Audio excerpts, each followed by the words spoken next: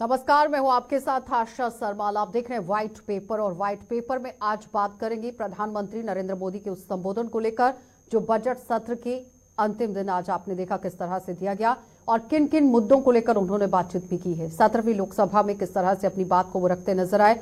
सबसे पहले तो आपने देखा कि धन्यवाद किया गया, राम मंदिर का मुद्दा भी सामने रखा गया, लेकिन उस बीच में किस तरह से विपक्ष पर भी लगातार हमलावर रहे हैं।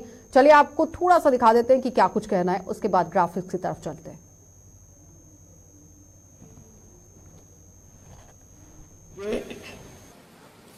आदरणीय अध्यक्ष जी, मैं आपके प्रति भी हृदय से बहुत बहुत आभार व्यक्त करता हूं।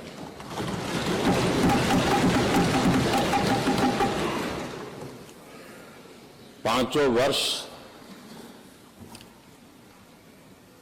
कभी कभी सुमित्रा जी मुक्त हास्य करती थी, लेकिन आप हर पल आपका चेहरा मुस्कान से भरा रहता था।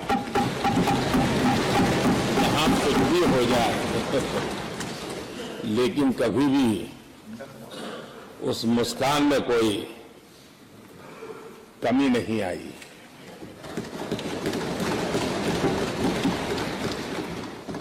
अनेकविध परिस्थितियों में आपने बहुत ही संतुलित भाव से और सच्चे अर्थ में निष्पक्ष भाव से इस सदन का मार्गदर्शन किया, सदन का नेतृत्व किया। मैं इसके लिए भी आपकी भूरी भूरी प्रशंसा करता हूं।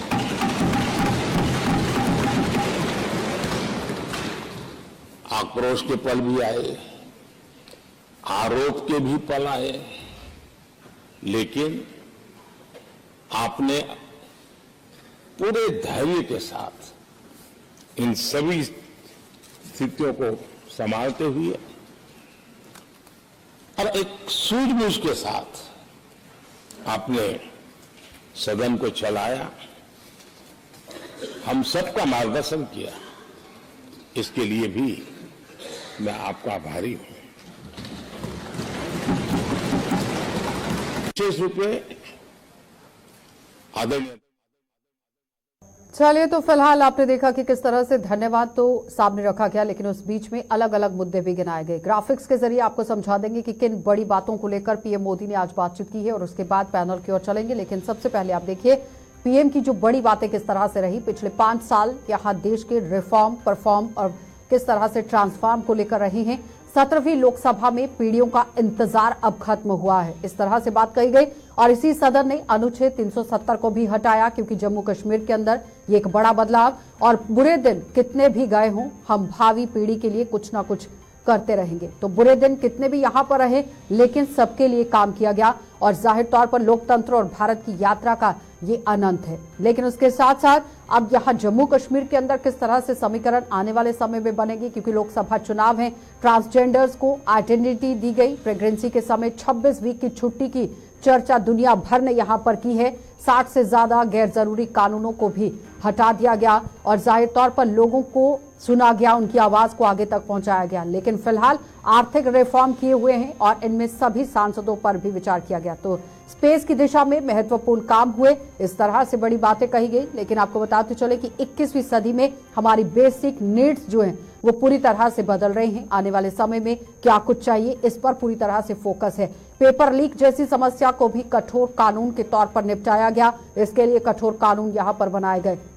लेकिन अब देखना ये होगा कि लोकसभा के चुनावों को मद्देनजर रखते हुए किस तरह से जम्मू कश्मीर के अंदर ये पूरा समीकरण रहेगा। पूरे देश के अंदर बदलाव देखने को मिल सकता है, क्योंकि जिस तरह से कांग्रेस पार्टी भी पूरी तरह से हमलावर है। और आने वाले 25 साल महत्वपूर्ण होने वाले हैं, क्योंकि मुस्लिम बहनों को 3 तलाक से मुक्ति यहाँ पर सदन में दिलाई गई थी। और जाहिर तौर पर समझिए कि जब भी यहाँ इस नए सदन की चर्चा होगी तो नारी शक्ति अधिनियम का जिक्र जरूर होगा, क्योंकि नारी शक्ति के लिए भी काम किया गया। तो इस लोकसभा से पहले सत्र में दोनों सदन ने यहाँ रिकॉर्ड किस तरह से बनाया। 30 विधेयक यहाँ पारित कर दिए गए और 30 विधेयक जब पारित हुए हैं तो कितना फायदा लोगों को रहा, क्योंकि 17वीं लोकसभा में आप देखिए कि किस तरह से प्रोडक्टिविटी 97% यहाँ पर रखी गई थी। लेकिन उस बीच में लाइब्रेरी भी आम लोगों के लिए खोली गई कि आप आ सकते हैं, यहाँ पर अपनी किताबें भी पढ़ सकते हैं। लेकिन उस बीच में अब विकास की राह पर किस तरह से देश चल रहा है ये भी गिनाने की कोशिश की गई। तो चलिए पैनल की ओर भी चलेंगे और बताते चले कि किस तरह से आज ये पूरा लेखा जोखा यहाँ पर आया है, क्योंकि प्रधानमंत्री की तरफ से कुछ बड़ी बातें जो कही गई थी।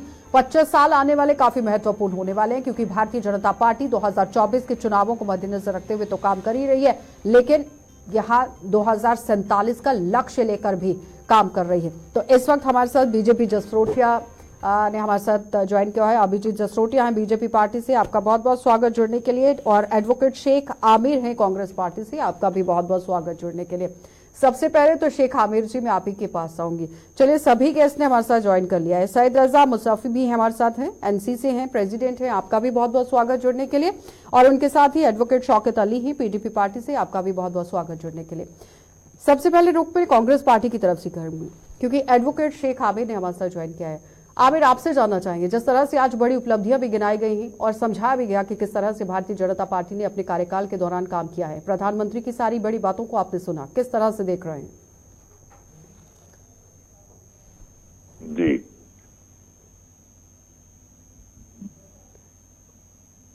आमिर आवाज आ रही है? जी, आज के इस भाषण की जो तकरीर की बात कर रहे हैं, जो पार्लियामेंट में प्रधानमंत्री ने नरेंद्र मोदी जी ने दी है, वो तो हम बहुत पहले से सुन रहे हैं। वो अमली तौर पे आपको कहीं दिखेगा नहीं।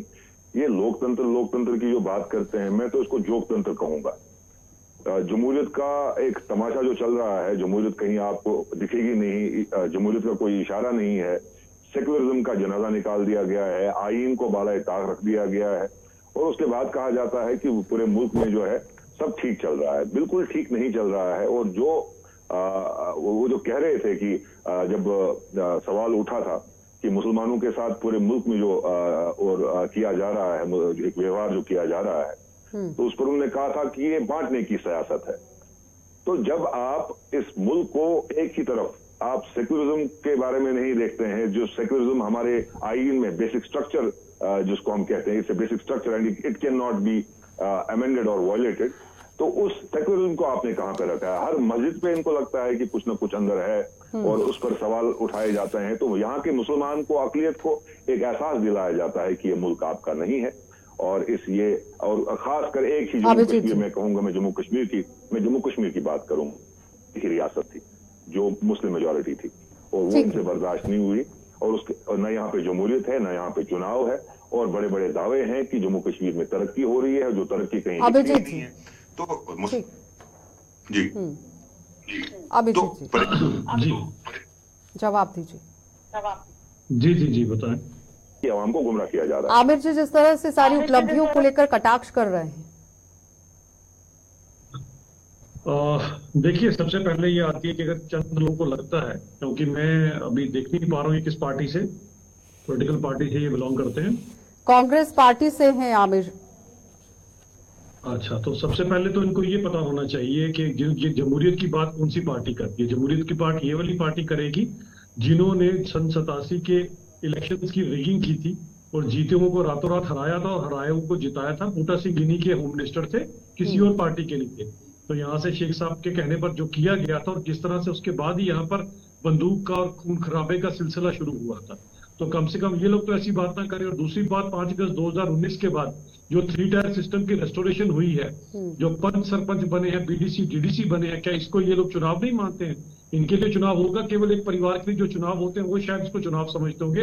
हमारे लिए चुनाव सबका साथ, सबका विकास और सबका विश्वास है। और आने वाले समय में जो ये चुनाव हो रहे हैं, अब आने वाले समय में इनको पता चलेगा, क्योंकि वो जमाना चला गया जब कांग्रेस, एनसी या पीडीपी वाले। ठीक है, हेलो, ठीक है अभिजीत। रजा मुसाफी, मुसाफी आवाज आ रही है आपको?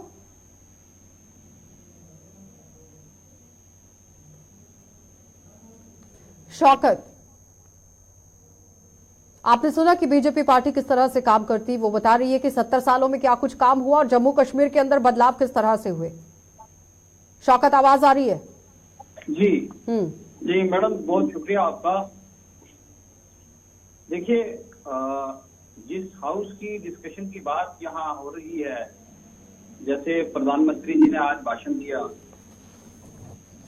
मुझे लगता है कि हिस्ट्री में ये जो 5 साल हैं, ये जो 5 साल की लोकसभा थी, इसको हिस्ट्री में याद रखा जाएगा। जिस लोकसभा में डेमोक्रेसी की कोई बात नहीं हुई और लोगों के इश्यूज पर कोई बात नहीं हुई, जिस लोकसभा में कानून बनाए जाते थे और मैं एक एग्जांपल दूंगा, जैसे फार्म लॉज बनाए थे इन्होंने, और कितनी कैजुअलिटीज होने के बाद, कितनी एजिटेशन होने के बाद उसको जो है अल्तवा में डाला गया। इसके अलावा अगर आप जम्मू कश्मीर के पर्टेनिंग देखें तो 370 आर्टिकल को जो है वो इन्होंने एब्रोगेट किया और उसमें कोई प्रोसीजर अडॉप्ट नहीं किया, उस कानून की धज्जियां उड़ाई गई। और बात करते हैं डेवलपमेंट की, तो डेवलपमेंट की बात तो इस हाउस के अंदर हुई नहीं है कभी। जो डेवलपमेंट की बात करता था, जो इश्यूज पर डिबेट करना चाहता था, उसको ये उठा के बाहर जो है वो फेंक देते थे। अभिजीत जी जवाब दीजिए इस पर कि तो डेवलपमेंट पर तो बात हुई नहीं। जी अभिजीत, नहीं, ये किस पार्टी से बिलोंग कर? अभिजीत आपके सामने स्क्रीन नहीं है क्या? पीडीपी पार्टी से है शौकत। मेरे पास स्क्रीन नहीं है यहाँ सामने ना, ये निकल। देखिए, सबसे पहली तो बात ये आती है कि डेवलपमेंट, अगर मैंने पहले ही कहा कि परिवारवाद वाली पार्टी को लगता है कि उनके खानदान की डेवलपमेंट या उनके परिवार की डेवलपमेंट है, तो डेवलपमेंट का मतलब जो है इस देश में बदल चुका है। इनको पता नहीं डेवलपमेंट क्यों नहीं बताई जाती। 2014 में जब भारत जो है 10वीं अर्थव्यवस्था के ऊपर था, आज वो 5वीं अर्थव्यवस्था के ऊपर है और आने वाले 2028 में 30वें नंबर पे 5 ट्रिलियन इकोनॉमी बनने वाला है। आपके सामने ही सारी चीजें, आंकड़े झूठे ही बोलते। अब 18 करोड़ लोग जो गरीबी रेखा से उठकर ऊपर आए, वो भी इनको भी दिखाई देंगे। ना इनको जम्मू के अंदर एम्स ऑफ कश्मीर के अंदर भी दिखाई देगा, ना IIT IIM दिखाई देगा, ना कौमी शहरा में जो 8 टनें बनी है जिसके कारण 2.5 से 3 घंटे में इंसान जम्मू से कश्मीर और कश्मीर से जम्मू पहुंचता है, वो भी इनको नहीं दिखाई देगा। इनको केवल अपना परिवार दिखाई देगा। इनको लगता है कि शायद जिस तरह से अपने टाइम में ये इनके पार्टी मुसाफी आवाज आ रही है आपके पास मेरी? जो बिना पेपर दिए ही KS ऑफिसर बन जाया करते थे, वो तो अब चला गया, क्योंकि अब तो हर एक इंसान के लिए बराबर का मौका, केवल आपके परिवार के लिए मौका नहीं है। तो मैं समझ सकता हूँ कि आपकी दिक्कत का कारण क्या है। मुसाफी जरा बताइएगा। वो कह रहे हैं कि परिवारवाद को चलाने वाली पार्टियां समझाएंगी अब कि किस तरह से जम्मू कश्मीर के अंदर काम किया जाएगा, और पीडीपी और नेशनल कॉन्फ्रेंस पर ही सीधे तौर पर निशाना साधा जा रहा है बीजेपी पार्टी की तरफ से। नहीं, देखिए, सबसे पहले तो मैं अभी हमारे बीजेपी के साथी को सुन रहा था, तो इनका ये कहना था कि डेवलपमेंट के ऊपर बहुत बात हुई और डेवलपमेंट के ऊपर बहुत प्रगति से काम किया गया है पिछले 5 सालों में। फर्स्ट ऑफ ऑल मैं ये कहना चाहता हूँ कि हम सबको ये समझना जरूरी है कि हिंदुस्तान अगर किसी चीज के लिए जाना जाता है तो वो अपनी डेमोक्रेसी के लिए जाना चाहता है, अपनी जमहूरियत के लिए जाना चाहता है। जैसे कि हमारे माननीय प्रधानमंत्री जी भी बार बार ये कहते हैं that India is the mother of democracy. तो अगर सिर्फ और सिर्फ वाहिद हमारा डेवलपमेंट ही हमारा एम है, तो ऐसे बड़े सारे डिक्टेटरशिप कंट्रीज भी है जो इंडिया से बहुत अच्छी तरक्की में कर रही है। मिसाल के तौर पर आपका चाइना ले लीजिए, मिसाल के तौर पर आपका और भी बड़े सारे डिक्टेटरशिप में। लेकिन आप अगर उनको डेवलपमेंट के जरिए हमारी उससे तुलना करते हैं, जैसे कि अभी मेरे बीजेपी के साथी बोल रहे थे कि कुछ ट्रिलियन की इकोनॉमी, तो चाइना का लगभग उससे डबल ट्रिपल ट्रिलियन इकोनॉमी है, लेकिन वहां पर कोई डेमोक्रेसी नहीं है। लिहाजा डेमोक्रेसी को बहाल रखते हुए ये डेवलपमेंट्स का होना जरूरी है इंडिया में, बिकॉज डेमोक्रेसी यहाँ पर जो है मुसाफी के आपको नहीं लगता कि इंडिया के अंदर डेमोक्रेसी नहीं है, जम्मू कश्मीर के अंदर डेमोक्रेसी नहीं है? जम्मू कश्मीर के अंदर ही नहीं बल्कि पूरे हिंदुस्तान में डेमोक्रेसी के ऊपर बहुत बड़ा जो जरबा चोट बीजेपी ने लगाया है पिछले 5 सालों में। 2014 के अगर पूरे देश के अंदर डेमोक्रेसी नहीं है, जम्मू कश्मीर के अंदर डेमोक्रेसी नहीं है, तो फिर आपको बोलने का अधिकार बिल्कुल भी नहीं था, लेकिन आप आकर अपनी बात को पूरी तरह से रख रहे हैं। अभिजीत जी, इस पर जवाब दीजिएगा। वो आरोप लगा रहे हैं कि पूरे देश के साथ साथ जम्मू कश्मीर के अंदर भी डेमोक्रेसी में काम नहीं हो रहा है। आशा जी, देखिए डेमोक्रेसी, आशा जी देखिए डेमोक्रेसी का मतलब क्या है? कोई भी ना बोले, सारे एमपीज को मुसाफी आप सुन लीजिए ना, आप जवाब ले लीजिए। ये नहीं है कि मुझे कोई बोलने का हक संविधान हक देता है, कोई मुझे बीजेपी हक नहीं दे रहा है कि मैं बोलूं या ना बोलूं। चलिए रुकेंगे एक छोटे से ब्रेक के लिए, जल्द वापस लौटेंगे। आप बने रहिएगा गुलिस्तान न्यूज के साथ।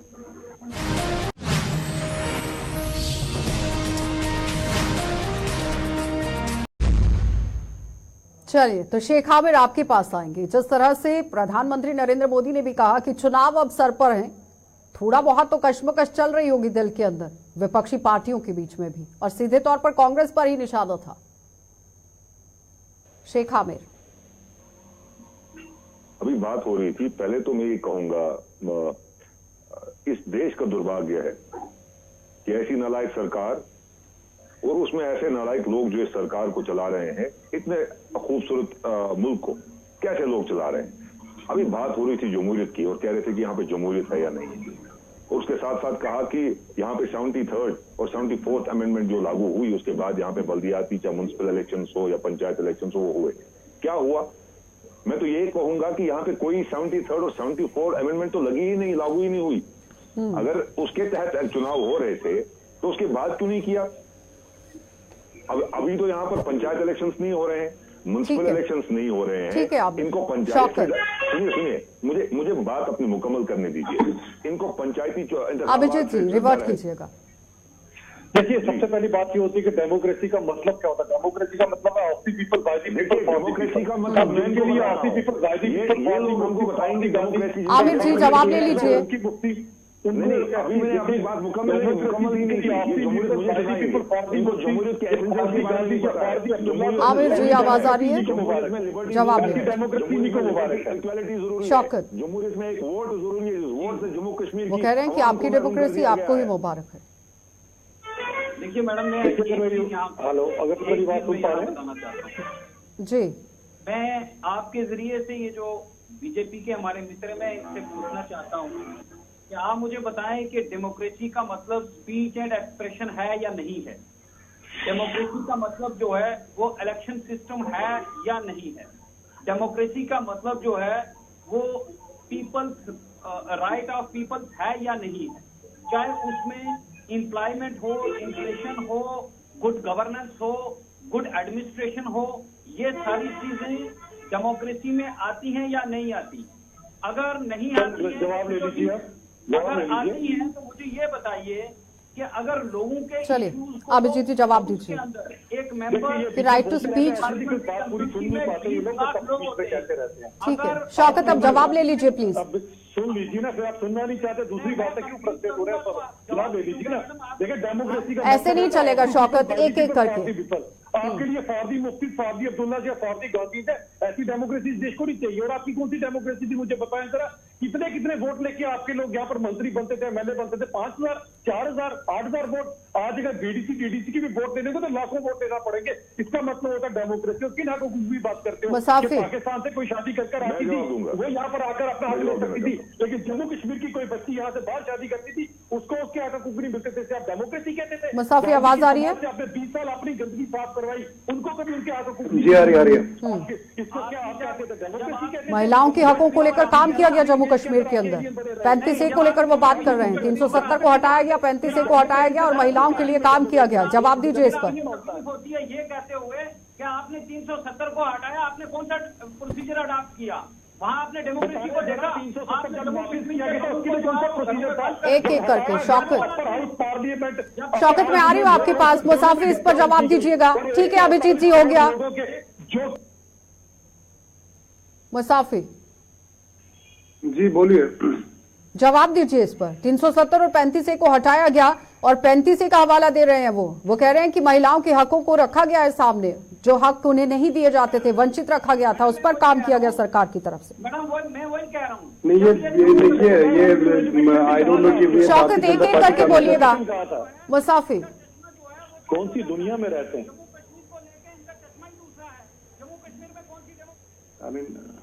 मुसाफिर जवाब दीजिए। शौकत में आ रही हूँ आपके पास। कांग्रेस के चश्मे से थोड़ा देखेंगे। नहीं, ये बहुत शोर हो रहा है।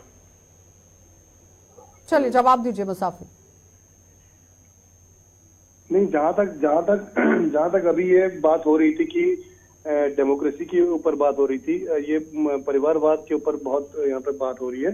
तो मैं पहले ये स्पष्ट कर दूं कि पॉलिटिक्स में जब भी कुछ चीज होता है तो वो चूजन होता है, ये इलेक्टेड होते हैं, ये सिलेक्टेड नहीं होते हैं। तो जो भी आते हैं वो लोगों के बीच में से इलेक्ट होकर के आते हैं। लोग घंटों लाइंस में खड़े रह के वोट डालते हैं, तब अपने मन पसंदीदा नेता को चुनते हैं, वो जिस भी पार्टी से ताल्लुक रखता हो। तो डेमोक्रेसी का ये वो रवैया है, वो चाहे बीजेपी के हो, कांग्रेस के हो, नेशनल कॉन्फ्रेंस के हो। चलिए। जहाँ तक 370 और 35A का हवाला दे रहे हैं यहाँ पर मेरे साथी, तो इसमें मैं ये कहना चाहता हूँ कि 35A और 370 से जो राइट्स हमारे प्रोटेक्टेड थे, आप अगर मैं लद्दाख की बात करूं तो आप 3 फरवरी का आप नजारा देख सकते हैं कि जिस तरह से वहां पर जन सैलाब का एक उमड़ता हुआ लोग अपने पैरों से जो है वोट डालकर जो है जमीन पर है इस ठंड पर। सबसे पहली बात तो ये आती है कि chosen is no word, the word is chose. सबसे पहली बात ये आती है। दूसरी चीज ये आती है कि आप एक चीज को समझिए कि आपके इन खोखली चीजों से कुछ नहीं होगा। चलिए ठीक है अभी जी, बहुत बहुत धन्यवाद जुड़ने के लिए। मुसाफी आपका भी धन्यवाद और शेख आमिर आपका भी धन्यवाद, और साथ ही साथ हमारे साथ यहाँ पर जिस तरह से शौकत अली भी जुड़े हुए थे, आपका भी धन्यवाद। तो फिलहाल आपने देखा कि पीएम की उन बड़ी बातों को लेकर किस तरह से बहस जो है वो छिड़ती नजर देखी जा रही थी, लेकिन फिलहाल लोकतंत्र पर जाकर बात यहाँ पर रुकती देखी गई है। तो बीजेपी पार्टी की तरफ से भी काफी हमला जो है वो विपक्षी पार्टियों पर किया गया है, लेकिन अब देखना ही होगा कि सरकार की नीतियों को किस तरह से यहाँ पर विपक्षी पार्टियां लेती हैं और चुनावों के दौरान क्या कुछ समीकरण रहेंगे। आप बने रहिए हमारे साथ।